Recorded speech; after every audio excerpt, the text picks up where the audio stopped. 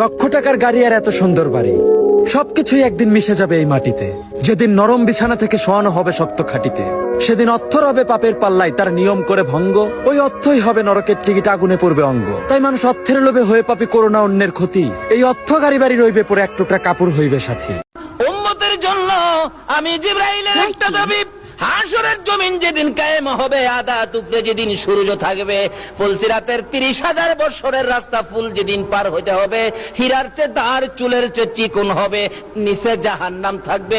ওই বিপদময় মুহূর্তে আপনার নবীর উম্মতের জন্য পুলসিরাতের ফুল পার করে দেওয়ার জন্য আমি জিবরাইল 600 নূরের পাখা বিছাইয়া দিতে চাই। আমার নবী বলেন, জিবরাইল রে, এত সুন্দর কথা আমার জন্য বললে, আমি তো আমার আল্লাহর কাছে বলবো। সঙ্গে সঙ্গে আমার আল্লাহ বলেন, বন্ধু গো, আপনার উম্মতের এই দাবিটুকুন জিবরাইলের পক্ষ থেকে যা করেছে, আমি আল্লাহ এখনই কবুল করে নিলাম। আসরের জমিনে জিবরাইলের নূরের পাখা দিয়া কি ফুল